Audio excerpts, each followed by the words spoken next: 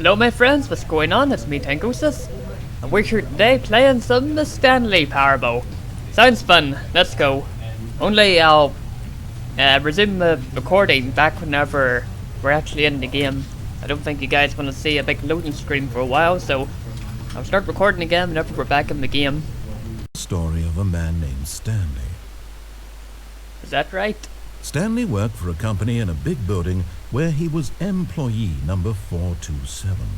Employee number 427's job was simple. He sat at his desk in room 427 and he pushed buttons on a keyboard. Lovely. Orders came to him through a monitor on his desk, telling him what buttons to push, how long to push them, and in what order. This is what employee 427 did every day of every month of every year. And although others might have considered it soul-ending, Stanley relished every moment that the orders came in, as though he had been made exactly for this job. And Stanley was happy. Is that right? And let's then go. one day, something very peculiar happened. Something that would forever change Stanley. Something he would never quite forget. He had been at his desk for nearly an hour when he realized that not one single order had arrived on the monitor for him to follow. No one had showed up to give him instructions, call a meeting, or even say hi. Never in all his years at the company had this happened, this complete isolation. Something was very clearly wrong. Shocked, frozen solid, Stanley found himself unable to move for the longest time. But as he came to his wits and regained his senses, he got up from his desk and stepped out of his office. Oh, but your toes are very smooth. And where's my friend Harry? Up here in the bottom right corner, talking about picture. Just give me a wee moment to reply there. Okay, I just finished talking to Harry. He made a very nice picture. Let's take a look at our office. It's a very small office. It appears Stanley forgot to close this thingy. It appears I can't jump either. So yes, let's look around. All of his co-workers were gone. What could it mean? Stanley decided to go to the meeting room. Perhaps he had simply missed a memo. No matter how hard Stanley looked, he couldn't find a trace of his co-workers. Yes, the entire place is empty. Of course, he does work in quite the nice office. Let's take a look around. That's nice, that's a nice picture. Maybe I'll take a screenshot for the thumbnail for Violos or something. When Stanley came to a set of two open doors, he entered the door on his left. I'll be nice and follow the narrator, because I'm nice. Hello, Office 413. It appears someone's left for a computer running. It's been for drain on power, but oh well. Yet there was not a single person here either. Feeling a wave of disbelief, Stanley decided to go up to his boss's office, hoping he might find an answer there. How to solve a dispute with a co-worker. That sounds lovely. He has quite a nice office space. Which way? Oh, here we go. A broom closet. Oh, look at this. Stanley stepped into the broom closet, but there was nothing here, so he turned around and got back on track. Let me just look around, you know, just in case. There appears to be, There was nothing here. No choice to make, no path to follow, just an empty broom closet. No reason to still be here. Maybe I'll wait just to see if he says anything else about being stuck in a broom closet. Maybe I'll close the door for added effect. It was baffling that Stanley was still just sitting in the broom closet. He wasn't even doing anything. At least if there was something to interact with, he'd be justified in some way. As it is, he's literally just standing there doing sweet FA. Well, we can't jump. There's nothing. Are you really still in the broom closet? Standing around doing nothing? Why? Not Please sure. offer me some explanation here. I'm genuinely confused. Normally in lockers there's always something good of. Maybe there's something in this bucket, except we can't jump. Maybe there's a secret door You do somewhere. realize there's no choice or anything in here, right? If I'd said Stanley walked past the broom closet, at least you would have had a reason for exploring it to find out. but it didn't even occur to me because literally this closet is of absolutely no significance to the story whatsoever. I never would have thought to mention it. I'm pretty sure there might be a secret door here Maybe somewhere. to you, this is somehow its own branching path. Maybe when you go talk about this with your friend, you'll say, "Oh, did you get the broom closet ending? The broom closet ending was my favourite." I hope your friends find this concerning. Maybe I'll actually say that to one of my friends just for pure physical fun of Stanley it. was fat and ugly and really, really stupid. He probably only got the job because of a family connection. That's how stupid he is. That or with drug money. Also, Stanley is addicted to drugs and hookers. Naughty boy, Stanley. Well, I've come to a very definite conclusion about what's going on right now. You're dead. That's You got to nice. this broom closet, explored it a bit, and were just about to leave because there's nothing here, when a physical malady of some sort shut down your central nervous system and you collapsed on the keyboard. Well, in a situation like this, the responsible thing is to alert someone nearby so as to ensure that your body is taken care of before it begins to decompose. Hello? Anyone who happens to be nearby? The person at this computer is dead. He or she has fallen prey to any number of your countless human physiological vulnerabilities. It's indicative of the long-term sustainability of your species. Please remove their corpse from the area and instruct another human to take their place at the computer, making sure they understand basic first-person video game mechanics and filling them in on the history of narrative tropes in video gaming, so that the irony and insightful commentary of this game is not lost on them. All right, when you've done that, just step out into the hallway. I'll take a screenshot here as well. Maybe I'll use this as the YouTube thumbnail. Maybe I'll wait around a wee bit longer and see if anything else happens. Just to see what happens.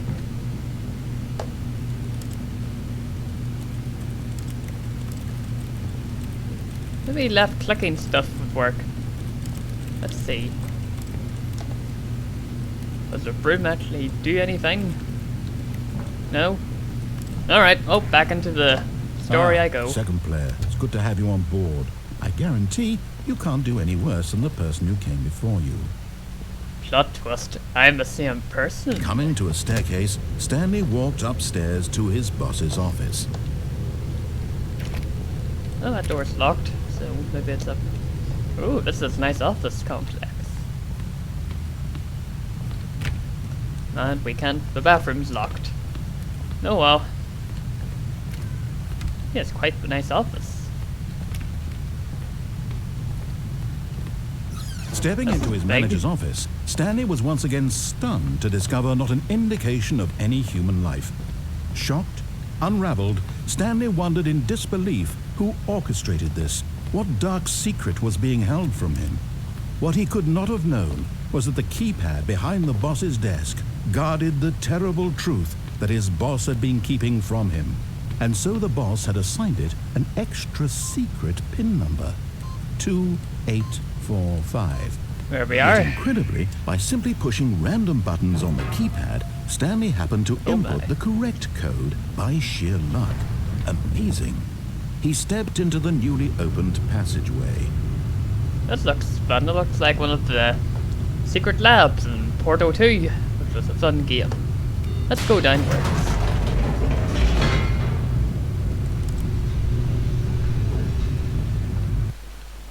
And look at that, another loading screen. So, I'm curious, but what do you guys think of the Battlefront kill highlights I've been doing recently?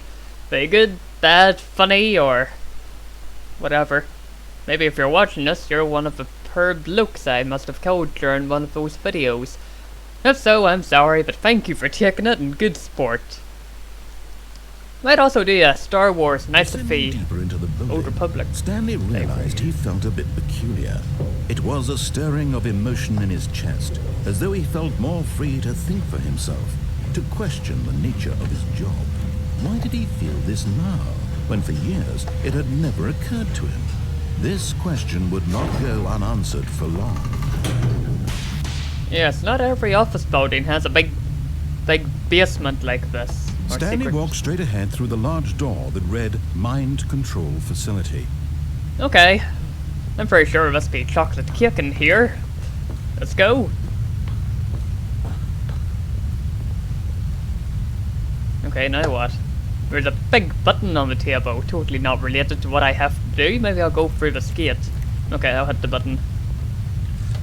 The lights rose on an enormous room packed with television screens.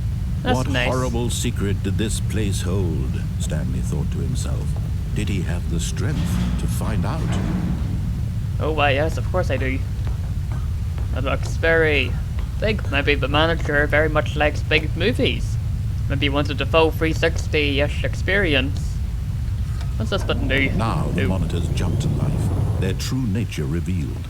Each bore the number of an employee in the building, Stanley's co-workers. The lives of so many individuals reduced to images on a screen, and Stanley, one of them, eternally monitored in this place where freedom meant nothing. That's a lot of monitors. There's some nice chairs there. What's this do? This mind control facility, it was too horrible to believe. It couldn't be true. Had Stanley really been under someone's control all this time?